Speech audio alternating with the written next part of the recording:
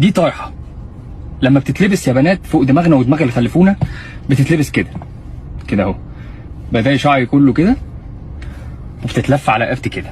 دي بتتدارى. اي حاجه غير كده انت مش محجبه. شيطانك ما يسوحكيش ويضحك عليك ويفهمك انك كده محجبه. لا لا، انت كده مش محجبه، انت كده بتحاولي بتجتهدي. اي حاجه تانية غير ان انت محجبه.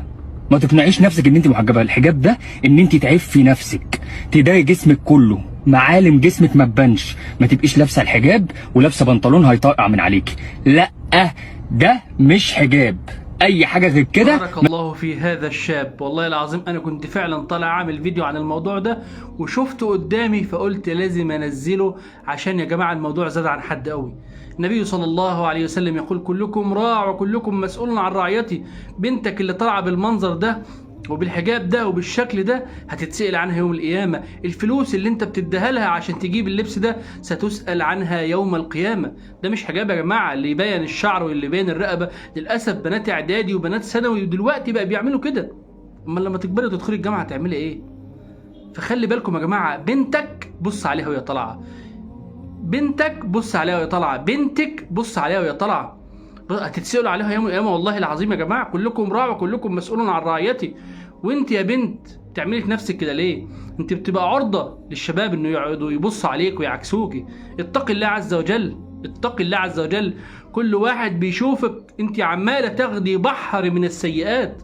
النبي صلى الله عليه وسلم يقول نساء كاسيات عاريات مميلات مائلات رؤوسهن كأسنمة البخت المائلة لا يدخلن الجنة ولا يجدن ريحها.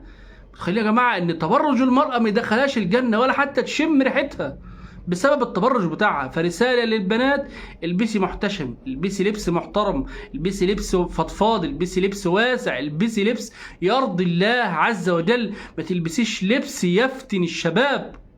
ورسالة لكل أب وأم: الله يكرمكم ويبارك فيكم، خلي بالكم من أولادكم لأن أنتم هتتسألوا عليهم يوم القيامة. ربنا يسألكم عنهم. شوف بنتك وهي طالعة عاملة إزاي، وأنت شوفي بنتك وهي طالعة وشوفي لبسها عامل إزاي. وخلي بالكم يا جماعة والله العظيم كم بنت فتنت شباب كثيرة بسبب هذا اللبس الضيق والبناطيل الضيقة. ربنا يهديكم ويصلح حالكم، وجزاكم الله كل خير، والسلام عليكم ورحمة الله وبركاته.